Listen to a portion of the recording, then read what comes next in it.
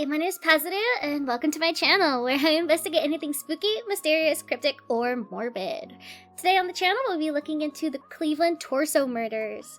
But before we get into all the little details, please like and subscribe. It's free, it takes 2 seconds, and you can always unsubscribe later if you want. And to my brother, because I know you're watching this, thank you for recommending this. This was actually super interesting to research, and I got way too into it. And finally, this story is like a movie script, so buckle up everyone, because we're going on a wild ride. Before 1929, Kingsbury Run, a stretch of land that separated Cleveland, Ohio from Newburgh, Ohio, was booming with business. Businesses such as the crude oil refinery that belonged to John D. Rockefeller and the oil and naphtha works of William Hazley Doane helped build the area as a hotspot for work, and the area also ended up having a lot of railroad traffic. But unfortunately, soon following the big boom was a big wave of poverty in 1929 as the Great Depression hit the entirety of the United States. Businesses in the area collapsed, and Cleveland's workforce ended up taking the hit, especially minorities and immigrants.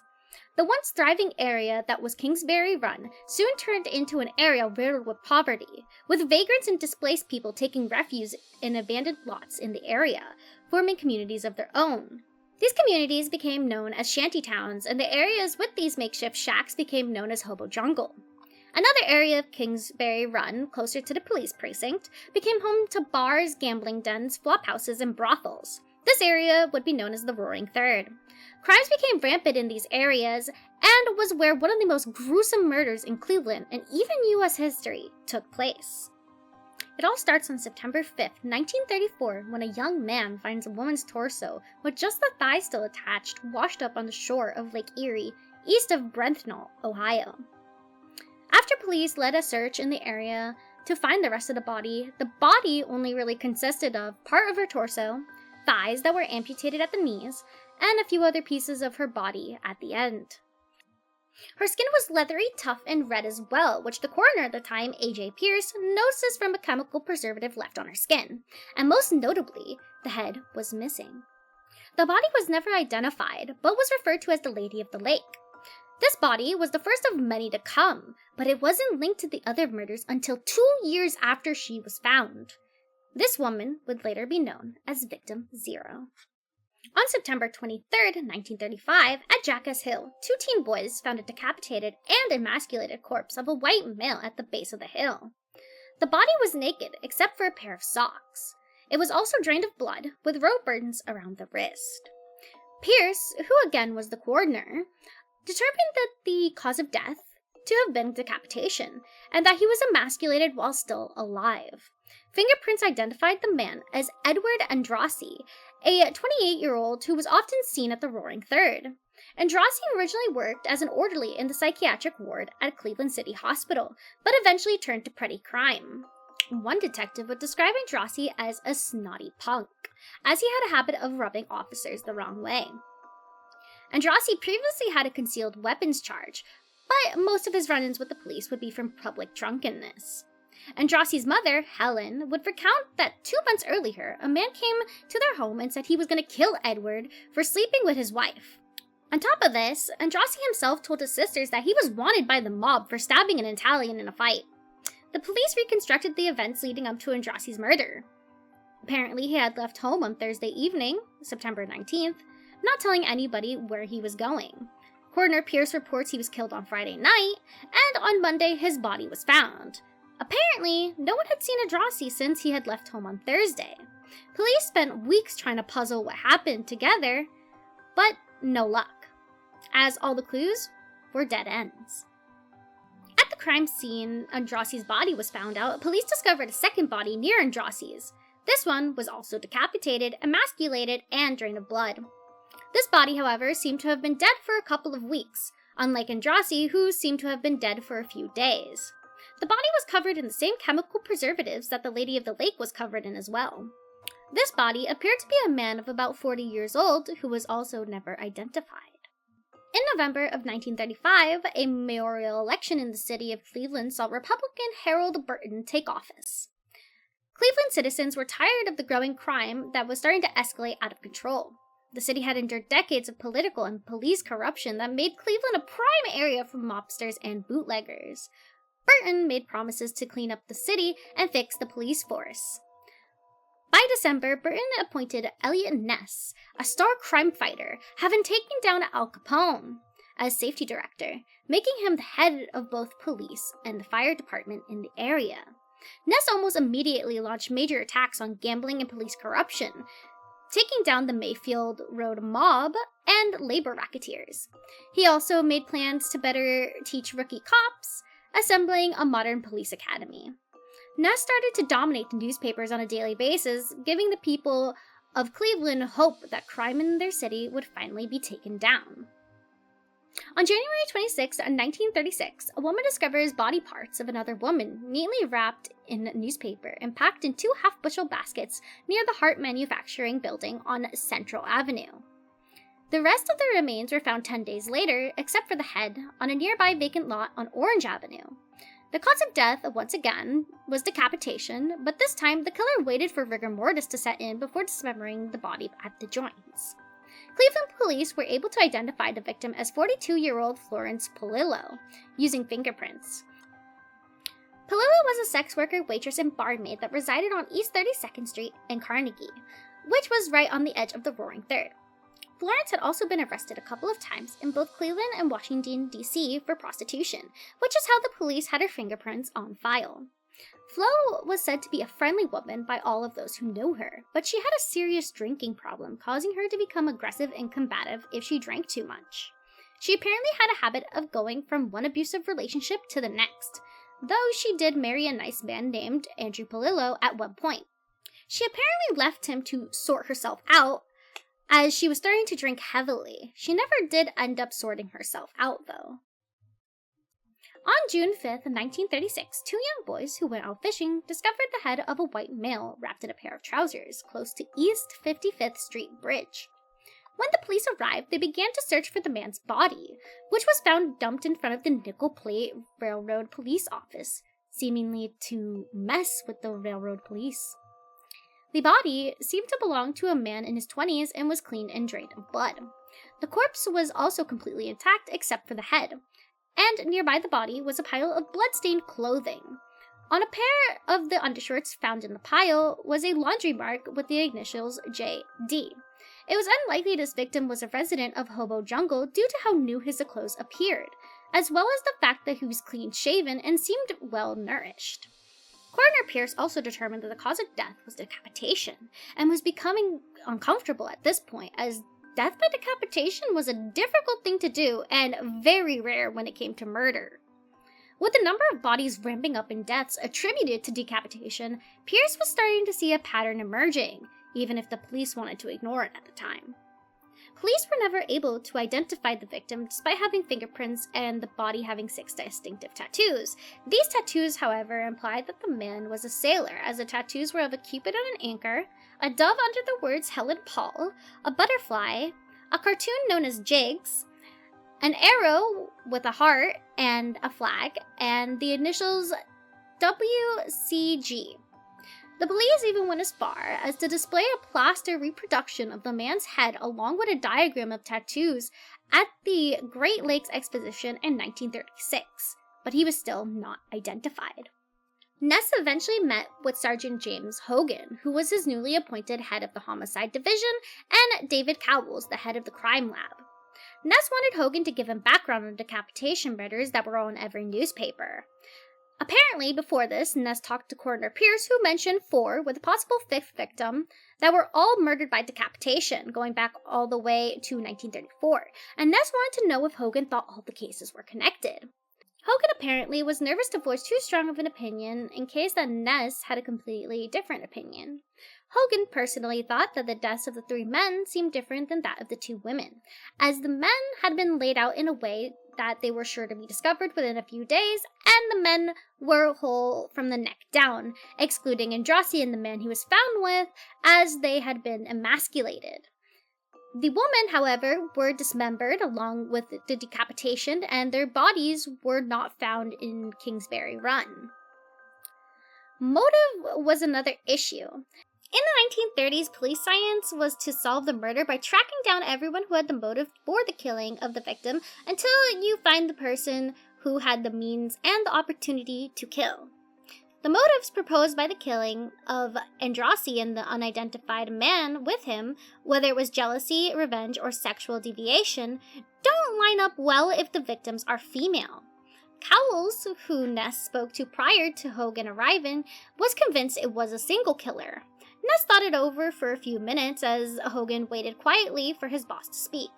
Finally, Ness spoke up saying, "Jim, you've got a real problem on your hands. Same guy did them all. Too much similarity to be coincidental. Death by decapitation, the expert hand with a knife, bodies all cleaned up and neat. I can't tell you why he kills women one way and men the other, but it's the same man, I guarantee you." Hogan didn't bother to argue with the boy wonder, and simply asked if there was anything in particular he wanted done now that they concluded that it was a single murderer. Ness made his instructions clear. He did not want the papers knowing that they were looking for one guy, and he told Hogan to do everything in his power to catch the maniac that was terrorizing Kingsbury Run. Ness had no intention of getting involved in the case at this point, as he believed it was Hogan's responsibility for results. For Ness, finding where the corruption was in the police force was higher on his list of things to do than finding a maniac with the MO of killing petty criminals and nobodies, which I personally think is really sad because these people are still people, even if they're criminals, set workers, or vagrants. Like, they deserve justice just as much as anyone else does. On July 22nd, 1936, a teenage girl found the decapitated remains of a 40-year-old white man while walking through the woods near Clinton Road and a big creek. This happens to be close to the west side of Cleveland, near Hobo Camp. His head, which was basically only a skull at this point, was found in a pile of bloody clothes nearby, and the body had been dead for at least 2 months and was very badly decomposed. Because there was a lot of blood found seeped into the ground where the body was found, it is believed that he was killed there, unlike the other bodies so far. Coroner Pearson notes that the head had been separated from the body at the junction of the second and third cervical vertebrae, and that the ends of both of these bones showed no evidence of fracture, showing that this was an expert at decapitation. With the state of the decomposition of the body, police were able to determine that the victim was killed before the tattooed man, and fingerprinting the victim was impossible. However, due to the victim's long hair, poor clothing state, and the fact that he was found near the hobo camp suggests that he was one of the vagrants who rode in and out of the city on the railroad tracks. This victim was never identified. Despite Hogan doing his best to keep the investigation from attracting too much attention, the 3 papers in the city quickly picked up the story. On September 10, 1936, a homeless man found the upper half of a man's torso while trying to hop a train at East 37th Street in Kingsbury Run. Cleveland police searched an open sewer and found the lower half of the torso and parts of both legs. Apparently, over 600 people came to watch the police retrieve the body, and the killer could have very well been among them. And by the afternoon, the papers had found a new name for this killer: the Mad Butcher of Kingsbury Run. This victim was said to be in his late 20s and had also died due to decapitation, and the coroner notes that the lack of hesitation marks in the disarticulation indicates a strong, confident killer familiar with human anatomy.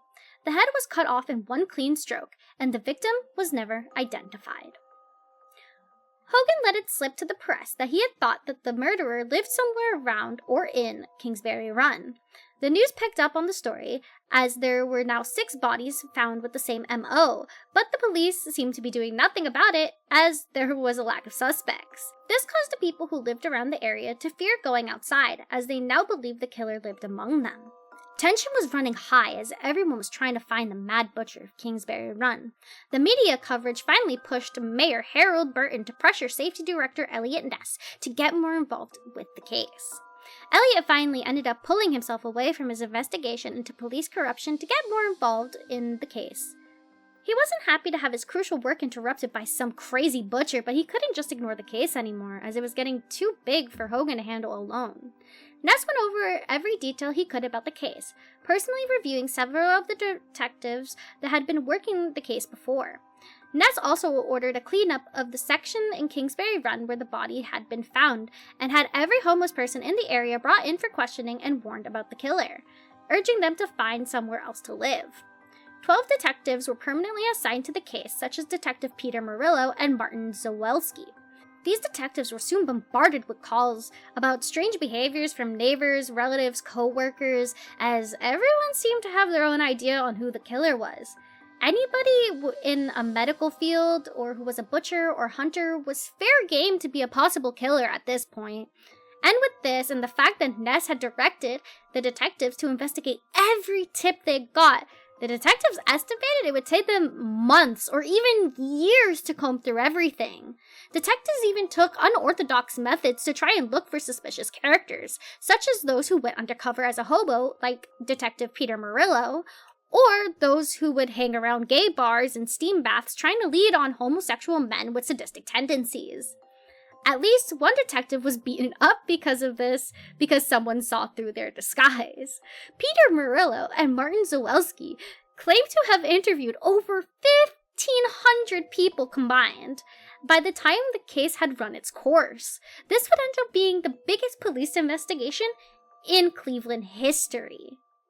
Coroner Pierce eventually called a meeting with police and other experts that the press dubbed a torso clinic, where they discussed the information and they tried to profile someone who could have been responsible for the killings. After hours of deliberating, the group agreed that this is what they knew about the killer. They knew that the killer was one man working alone to murder all 6 victims. They concluded that the Lady of the Lake was most likely an early victim of the same serial killer, but was not counted in the official count as she was murdered a full year before the death of Andrassi. They also agreed that the killer was a psychopath for sure, but was not insane. There was some disagreement if the killer was a male homosexual, considering the emasculation of the male corpses. They did agree that the non-genital mutilations may have been done either to make it harder to identify the victims or make it easier to transport the bodies. They all agreed that the killer had some knowledge of anatomy, but medical experts didn't feel there was enough to say it was definitely a physician, as a butcher or a hunter would be able to recognize specific anatomical landmarks, as well as a surgeon could. They concluded the killer was someone large and strong and discounted the idea that it could have been a female killer, as the nature of the wounds, on top of the fact that at least 3 of the victims were male victims that had to have been carried a far distance, heavily pointed to a large male killer. It was very likely the murderer was a resident of the Kingsbury Run area, as almost all the victims were found in Kingsbury Run or near the east side, with the exception of the 5th victim who had been found on the west side. The experts agreed that the killer had some kind of private place to kill the victims and later clean up, as the method the killer used, decapitation, was very messy since the jugular vein will spurt blood in all directions when a victim is alive. Theories for where the victims could have been murdered ranged from a butcher shop to a doctor's office or even someone's home. It was also determined that the killer chose his victims from the lowest part of society. As to whether the killer chose them to get rid of what the killer deemed as undesirable people in the area, or just because there were so many people from low social standing in the area, was not concluded on. Most of the experts at the conference believed there was no coincidence that only early victims were able to be identified. The veteran homicide officials believed that it showed that the killer was getting smarter. The heads and the hands of the victims were either gone or too decomposed to be identified, and in the case of the tattooed man, it showed that victims were being selected for anonymity. In November of 1936, Coroner Pierce was voted out and replaced with a young Democrat named Samuel Gerber. Gerber, with his medicine and law degree, became the forefront of the investigation. On February 23, 1937, a man finds the upper half of a woman's torso that washed up on the shore of Lake Erie, east of Bracknell, near where the Lady of the Lake had originally been found. This victim was virtually a repeat of the Lady of the Lake murder back in 1934. This victim was also headless, her arms had been amputated, and her torso had been bisected. While the torso was being taken to the morgue, Detectives Merlot and Zawelski looked into what looked like a trail of blood and questioned the area's residents. At the morgue, Coroner Gerber determined that the body had been dead for 2 to 4 days and in the water for no longer than 3. The woman had been around 25 to 35 years old, and the only other thing they really knew about her was that she lived in the city based on the dirt in her lungs, and that she had been pregnant at least once. Her lower torso eventually washed ashore near East 30th Street 2 months later, and it was determined that her legs had been removed in 2 clean strokes with a heavy knife. They determined that the arms were removed with the murder's usual skill, but the bisection of the torso showed a couple of hesitation marks. And most notable was the fact that unlike the other victims, her cause of death was not decapitation, but rather the decapitation was done post-mortem. Unfortunately, they never found the victim's arms, head, legs, or clothing. Her identity was never discovered.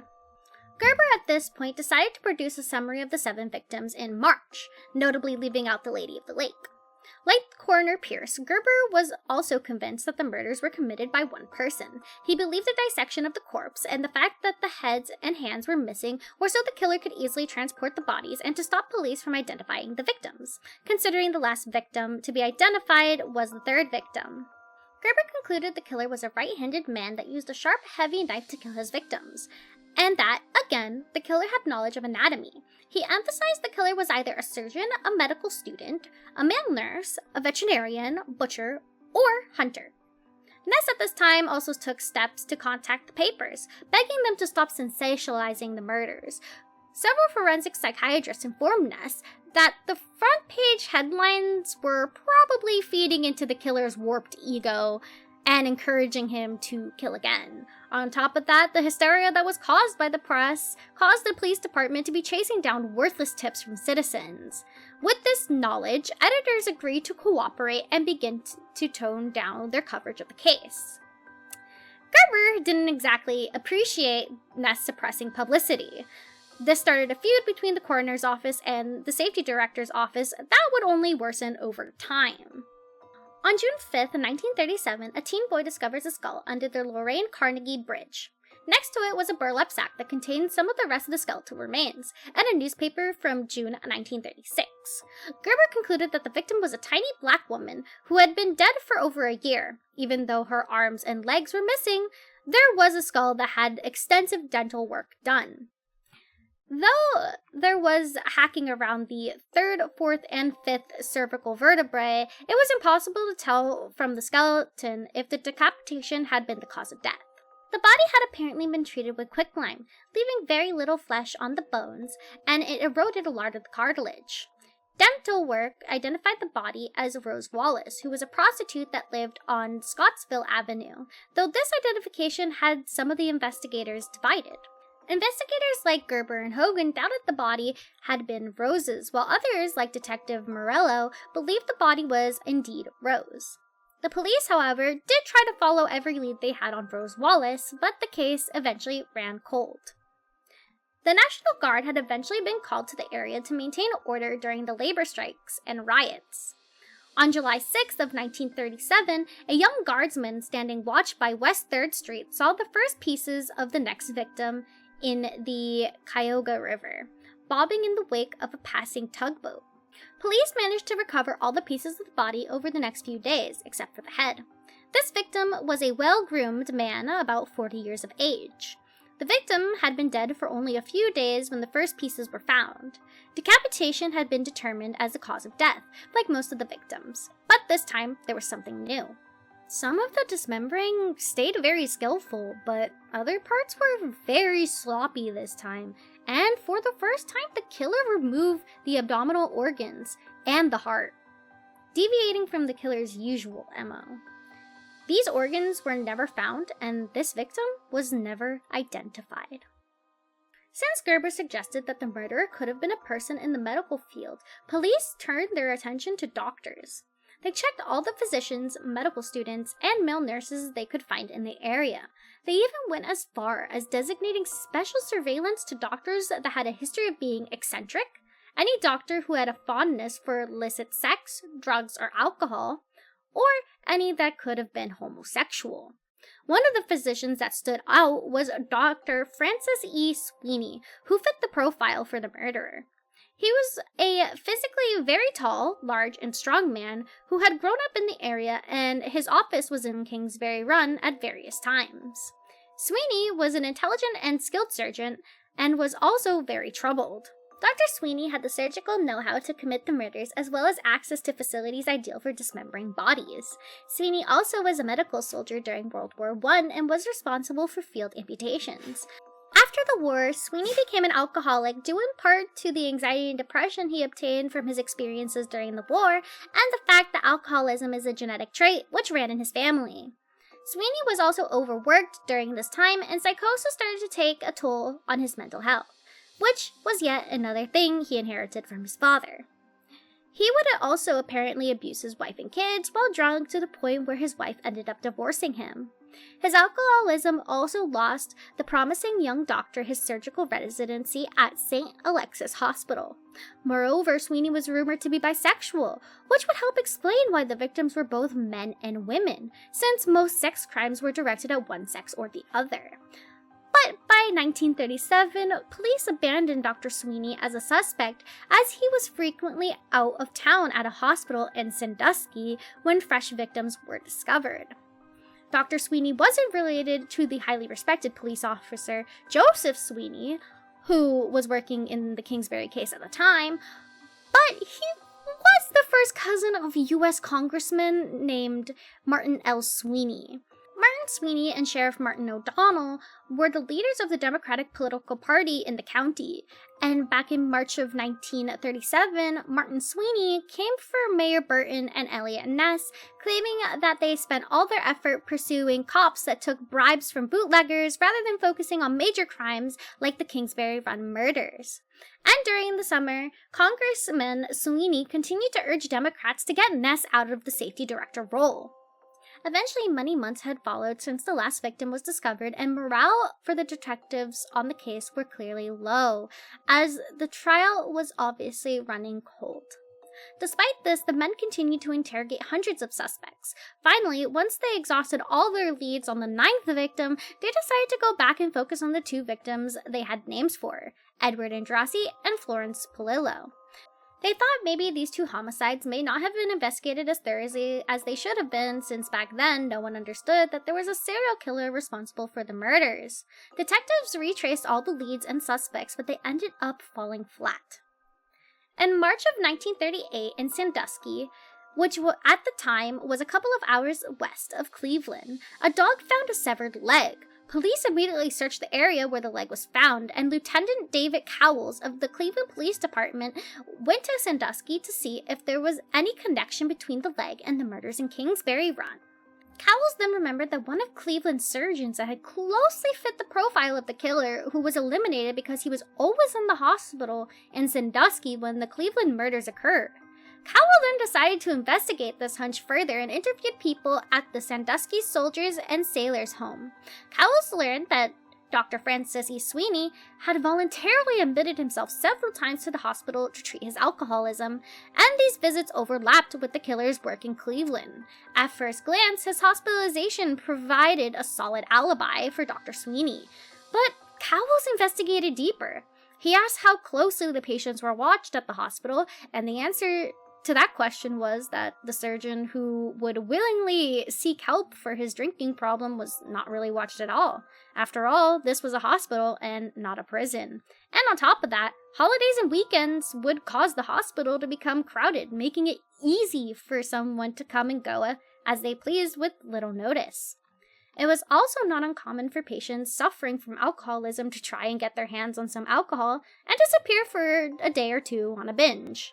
With this information, Cowles concluded that Dr. Sweeney could easily leave the hospital, travel by train or car back to Cleveland, commit the murders, and then return to the hospital without his absence being noticed by anyone. Cowles also decided to investigate the Ohio Penitentiary Honor Farm, as it shared facilities with the hospital Dr. Sweeney would stay at. Cowles eventually found Alex Archaki, a convicted burglar who was serving out the rest of his sentence at the Honor Farm. Apparently, Archaki and Dr. Sweeney developed a symbiotic relationship, as Archaki would supply Sweeney with alcohol and Sweeney would repay him with writing prescriptions for barbiturates and other sought-after drugs. Archaki confessed to Cowles that he was convinced Dr. Sweeney was the killer terrorizing Kingsbury Run. Archaki recounts that The two had first met at a bar in downtown Cleveland years prior. He was alone at the time, and Sweeney approached him, describing Sweeney as a well-dressed, good-looking extrovert. Sweeney had bought Archaki drinks and started asking a lot of personal questions, which at the time he thought was a bit unusual. But in retrospect, Archaki suspects that Sweeney was trying to suss out if he was a good potential victim, as a lot of the questions were about how identifiable Archaki would be.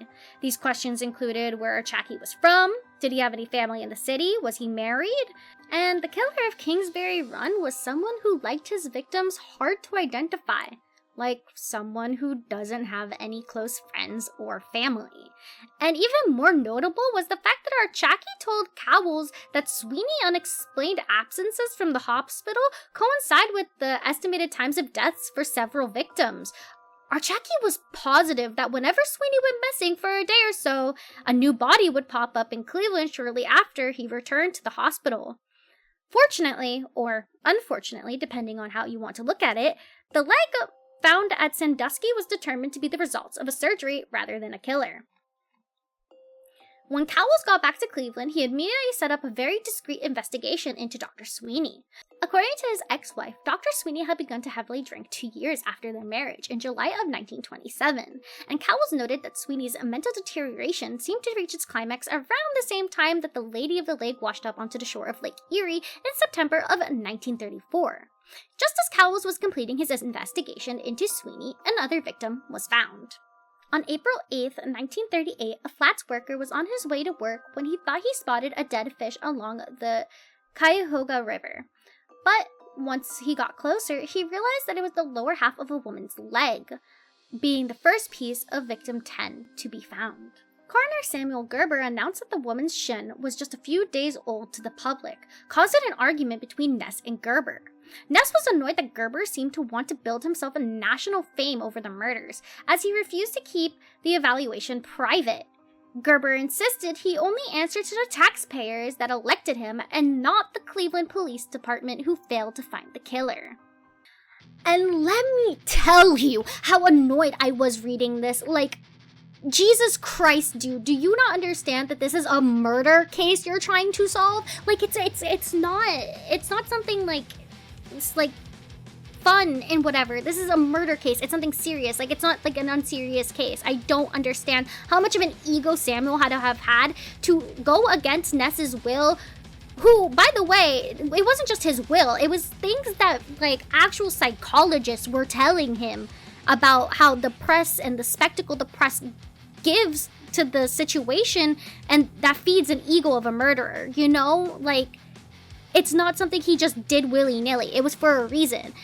How could you just go behind someone's back and, like, do that because you want fame or whatever? Because it really does sound like Samuel Gerber wants to have all eyes on him and wants to have a spectacle of a case so he can be, like, famous or something. I don't understand how he could do this. And honestly, I completely understand why Ness is pissed. Like, if I were Ness, I would be pissed too. And I read that Ness actually ends up taking a step back from the case after this because he was furious, basically. And you know what? I don't blame the guy. Like, I get there's a murder, like, on hand that's happening and it's very important. You should probably get it done. But at the same time, like, if you're getting hounded by literally everyone you know, be it the government, the media, the citizens, and then you're working with people who are just working against you on solving a murder case, like, Jesus fucking Christ. Like, I would not be able to handle it at all. I would be fuming. I'd be losing it. Trust me. I would also be petty as fuck and just, like, take a step back. I'd be like, no, thank you. Like, I'm not dealing with this. This isn't my problem anymore because you are going against my, like, orders, my direct orders that are there to help the case, not hinder it like you're doing. I would lose it, especially because Nessa has such a perfect record so far. You know, he's like that star detective, and this is putting a blemish on his record, this whole murder case that's happening. And, like, it's not his fault to some extent, because no one seems to be helping him, especially Samuel Gerber, who's over here helping feed the ego of a maniac, most likely, based on psychologists, you know, point of view on how murderers take this kind of spectacle. Like, I don't understand. I genuinely don't get it. Like, this shit pissed me off when I was reading it. I'm like, dude, you do not have the right to disrespect anyone like this. And you are hindering this murder case rather than helping it.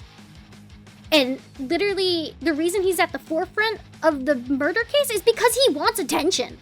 Like, I got so pissed to the point where, like, while, you know, researching this case, I was like, what if Samuel Gerber's the murderer? Because, like, he sure has the ego to want to be the murderer. Like, imagine. He's, like, committing murders, and then he sees a spot open as a coroner, and he has the medical degree and the law degree to, you know, run. And considering he has a medical degree, he probably knows how to kill a victim, and this and that. And I came up with this crack theory that probably has no backing to it, but I was just, like, so annoyed that this came through my head at this point. And it probably has no real backing to it, but I did believe for, like, a few hours that Samuel could have been the killer with how he's handling this case, personally. Though there's no real evidence backing it, like I said before.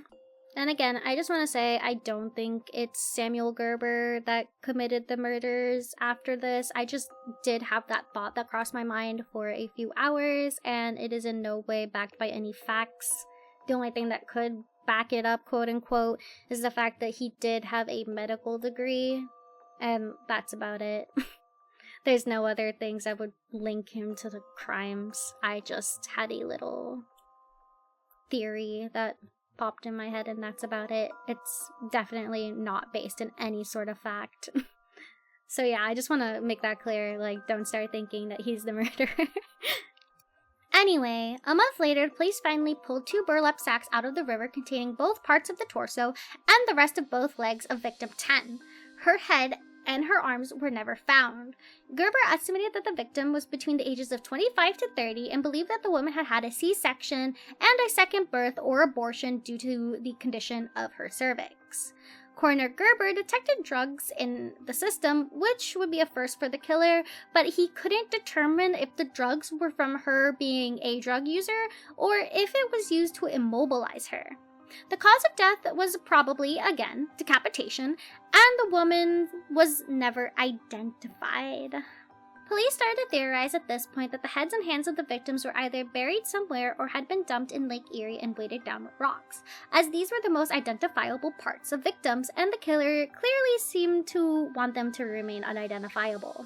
Sadly, the 1930s knew little about serial killers, and the police, not realizing that serial killers usually choose completely random strangers as their victims, as serial killer behavioral patterns weren't really studied until the 70s, the police at the time continued to use traditional homicide-solving methods. These methods rarely work on serial killers, however. Cowles continued to investigate his newest suspect, Dr. Sweeney. He knew that the investigation would have to be discreet, as he was investigating a family member of a congressman, and if people found out, they would assume Ness was trying to get vengeance on the congressman for attacking Burton and Ness.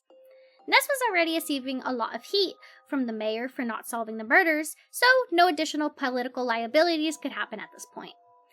Whoever was to surveillance Dr. Sweeney had to be smart, trustworthy, and able to keep their mouth shut. A promising young rookie by the name of Thomas Whalen was chosen to follow the doctor. Unfortunately, the rookie cop was no match for Dr. Sweeney, as Sweeney caught Thomas spying on him while shopping in a large department store, even managing to get behind Thomas.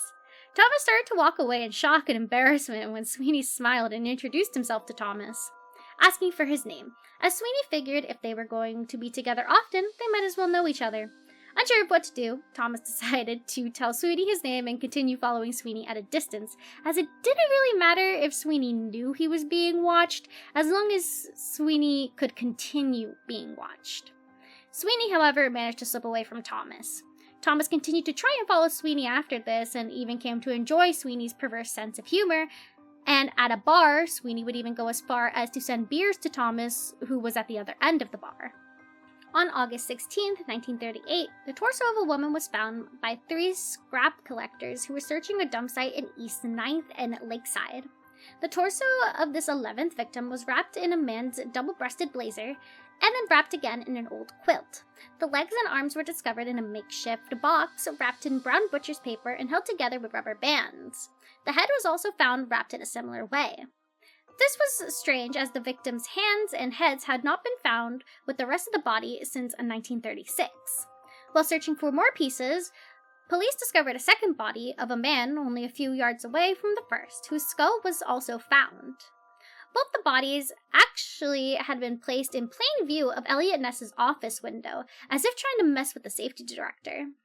Gerber estimated that the woman was a white woman between 30 to 40 years old. While most of her internal organs had decomposed, the skin on her back seemed well preserved, noting that some parts may have been refrigerated. The victim was also dismembered by a large, sharp knife. Gerber believes the victim died somewhere between mid-February and mid-April, putting this murder possibly before the 10th victim was found. But Gerber was sure that her remains had only been dumped for a few weeks. Police were able to lift fingerprints off her left thumb, but unfortunately, she didn't match any of their records. The skull and bones found along with the woman belonged to a white man around 30 to 40 years old. He was also determined to have been murdered with a long, sharp knife. Unfortunately, this victim was unable to be identified as well.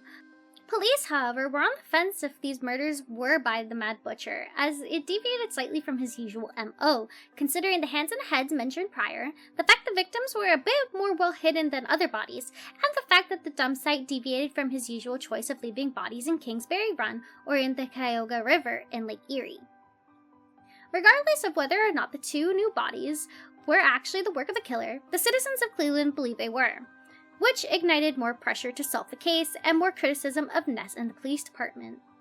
Ness was desperate and he needed to show results quickly. This would lead to Ness making a huge mistake that would follow him for almost a decade. On August 18, 1938, at around 12:40 a.m., Ness would lead a huge raid on the city's shantytowns. Ness and his men would start from behind the public square and move deeper into the flats area near the Cuyahoga River, and then end with Kingsbury Run. 11 squad cars, 2 police vans, and 3 fire trucks stormed the hobo jungles, chasing down and capturing vagrants. These captured vagrants were taken down to the police station, fingerprinted, and then sent to the workhouse. Police combed through the jungles looking for any sign of the Mad Butcher, to no avail. Finally, at the end of their crusade, Ness ordered the police to torch the shanties. The press criticized this raid for burning down the shanties, as this was all some people had, and the public was still afraid and frustrated, as there were no real results.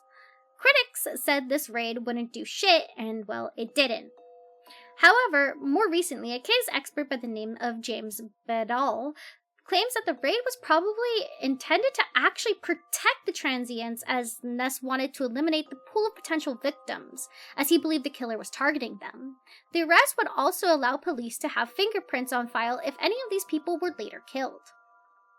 The pressure from the city was now at a peak. Elliot Ness, now desperate to solve the murders, pulled in his chief suspect, Dr. Francis C. Sweeney, into a secret interrogation at the old Cleveland Hotel. Cowles made it clear to Sweeney that if he didn't cooperate with this discreet interrogation, he'd be hauled down to the station where a bunch of reporters would see him. Dr. Sweeney chose to cooperate for the reputation of his immediate family. After having Sweeney sober up, which reportedly took 3 days for some reason, a now amused and confident Sweeney was interrogated by 4 men, being Elliot Ness, Dr. Royal Grossman, a court psychiatrist, Lieutenant David Cowles, and Dr. Leonard Keeler, who had invented the polygraph test and had come with his equipment at the request of Ness. Cowles and Grossman did most of the questioning while Ness listened closely. Sweeney chose to crack a few jokes and answer some questions very vaguely. Eventually, Sweeney was hooked up to the polygraph test, and Dr. Keeler took on interrogating Sweeney as Ness stayed to watch. Cowles had prepared a list of questions for Keeler to ask, and Keeler added his own to the list. Keeler started with questions they knew to be true, such as, "Is your name Dr. Francis Edward Sweeney?" before diving into more specific questions related to the murders, such as, "Did you kill Edward Andrassi?" By the end, Keeler was confident that Dr. Sweeney was their guy, and so was Ness. Grossman even believed that Sweeney had some form of schizophrenia from his encounter, which Sweeney was indeed later diagnosed with. Later that afternoon, Keeler even tested Sweeney a second time, earning the same results as the first. Unfortunately, a polygraph test isn't enough to successfully prosecute someone, especially since, again, Sweeney is the cousin of Congressman Sweeney, and an arrest on Dr. Sweeney might just seem like an attack on Congressman Sweeney instead of an actual arrest. On top of that, this interrogation did go against civil liberties at the time, even though Miranda rights were not in place yet. Ness acknowledged that he could just have the doctor followed constantly, but Sweeney had already made it clear that he was able to evade surveillance. 2 days after the interrogation, Dr. Sweeney committed himself to a sanatorium, and the murder stopped. In 1956, Sweeney was diagnosed as schizophrenic, and from his confinement, Sweeney liked to send threatening postcards and harass Ness and his family, which many believe was just for the purpose of rubbing Ness's nose in it, as he could never actually arrest Sweeney. The postcards only stopped after Sweeney's death. No one really knows why Dr. Sweeney admitted himself to the hospital or why he voluntarily stayed in the hospital for the rest of his life, but some believe that Congressman Sweeney may have worked out a deal with Ness. Others believe that Sweeney felt the police were too close and he decided to put an end to his killing spree, and some just believe that Sweeney may have been innocent the entire time and he just liked to mess with the police. Case expert James Badal believes that Sweeney was the murderer after researching the case for 18 years. And to add to the case that it may have been Sweeney, a vagrant named Emil Fronek told authorities in 1934 a doctor had tried to drug him.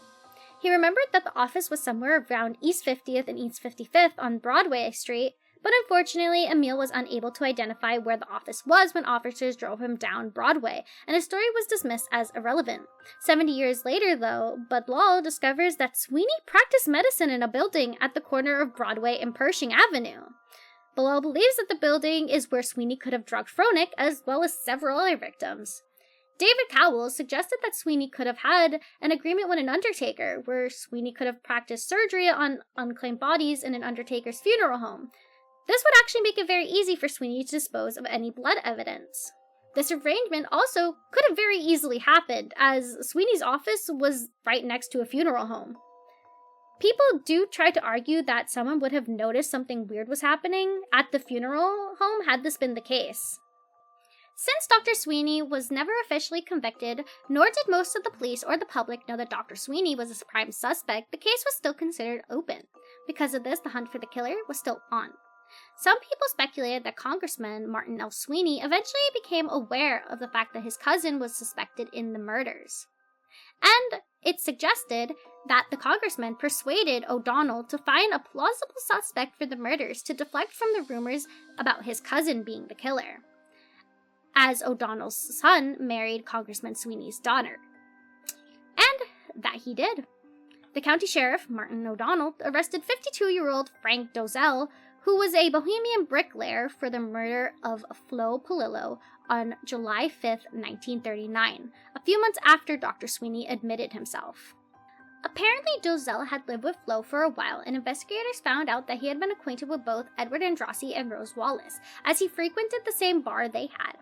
O'Donnell had also had his men search a room Dozell had previously rented and found stains on the floor and on a knife. They claimed that a chemist analyzed the stains, and the results came back as human blood. It's believed that they moved forward with the arrest so quickly so police couldn't interfere, such as Detective Peter Murillo, who had already investigated and rejected Dozell as a suspect. Dozell's confession turned out to be a wild blend of incoherent rambling and neat, precise details, which to a lot of people makes it seem like he had been coached into saying what he had said. Case expert James Badal shared that a lead detective said in his memoir that this is the first time I've ever known anyone to confess to a crime that didn't know the details of the crime to which he was confessing. Before he could go to trial, unfortunately, Dozell was found dead in his cell. The most bizarre part of this was Dozell, who was 5'8", somehow found a way to hang himself from a hook that was only 5-7 inches off the ground. Which, if I know anything about how hanging works, no, he did not hang himself. Gerber's autopsy shows that Dozell had obtained 6 broken ribs while in police custody, and to this day, few think that Frank Dozell was actually the torso killer. And to me personally, it sounds like this was a cover-up. The Cleveland Toaster murders case has also been speculated to be linked to other cases around the U.S. Detective Peter Morello, for example, believed the person that committed the murders was the same person who committed the murders in Newcastle, Pennsylvania. Morello believes that Sweeney was too overweight to commit the murders, as it would be too hard for him to catch the trains back and forth between Newcastle and Cleveland. But he didn't know that Sweeney had been interrogated and had been submitted to a lie detector test, which, if he had known, he might have changed his tune. The Black Dahlia murder, which we've previously discussed on this channel, has also been speculated to have been connected to the Cleveland Torso murders, though the most notable MO of the Torso murders is decapitation, which the Black Dahlia did not have. This leads many to argue that they have nothing to do with each other.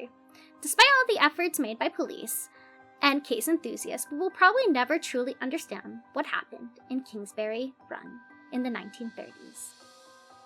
Psych! You thought? Super duper recently, about like 2 weeks ago now, it was actually announced that an effort is currently being made to try and identify the Kingsbury Run victims that couldn't be identified in the 1930s. They're currently planning to find the victims' graves so they can exhume the bodies and collect the DNA. Then, using the genetics, the DNA Doe Project will hopefully connect them to relatives so we can finally learn their names.